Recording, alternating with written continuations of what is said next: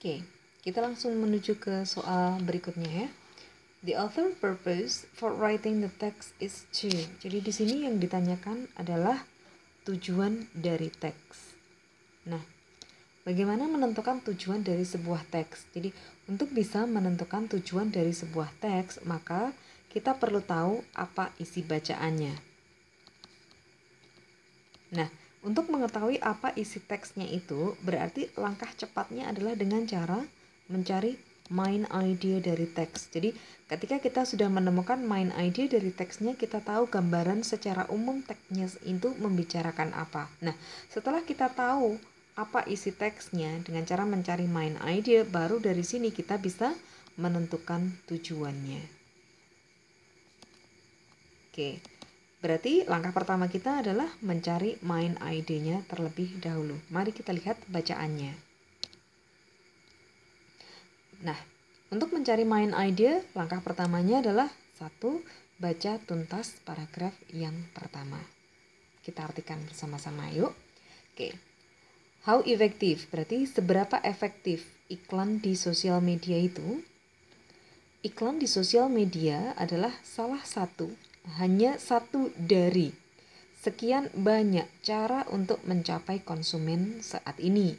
Bersama dengan TV, print, podcast, kemudian iklan dari rumah ke rumah, kemudian daftar yang panjang dari channel-channel digital dan taktik gerilya. Di dalam dunia periklanan, media itu lebih terfragmentasi atau terbagi-bagi daripada yang pernah ada. Ketika ini bicara tentang seberapa efektif iklan di media sosial itu, data menawarkan brand some good news. Oke, menawarkan kabar yang baik. 26% dari social media user ini secara menjanjikan itu mengatakan bahwa mereka cenderung membeli merek-merek yang mereka lihat diiklankan.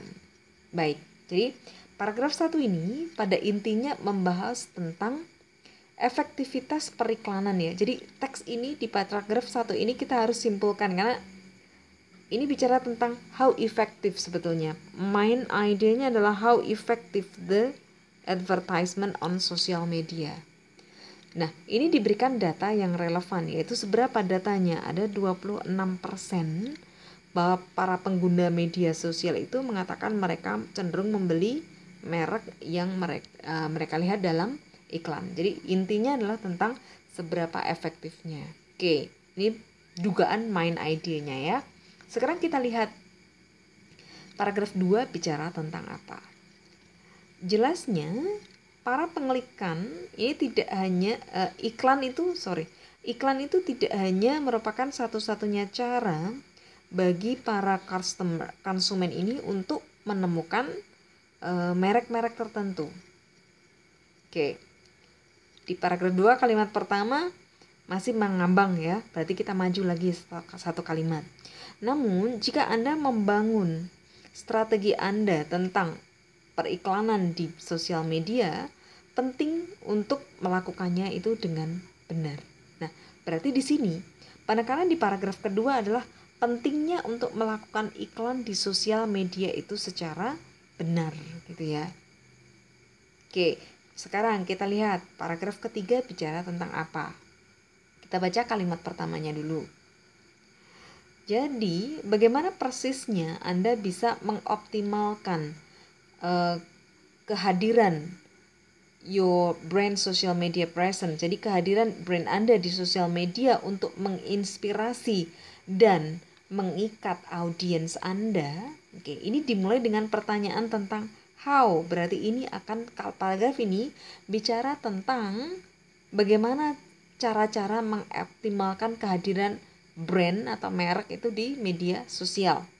Using the latest social media bla bla bla. Oke, berarti ini diberikan cara-caranya. Nah, berarti di sini bisa kita simpulkan ini adalah tentang bagaimana menggunakan iklan di sosial media itu supaya efektif. Sekarang mari kita lihat opsi jawabannya. Oke. Apakah A. Mengidentifikasi cara-cara yang berbeda dari para pengiklan untuk mencapai konsumennya? Kurang pas. Oke, lihat. Sekarang yang B, membandingkan fitur dari iklan tradisional dan iklan media sosial, sama sekali tidak ada perbandingan. Kemudian yang C ini bicara tentang menjelaskan cara-cara iklan sosial media bisa bekerja secara efektif. Oke, simpan dulu dugaan ini. Yang D, membujuk para pembaca menggunakan media. Oke, ini bukan. Menginformasikan bagaimana menghindari kejenuhan. Oke, ini juga bukan. Yang mengcover adalah yang C.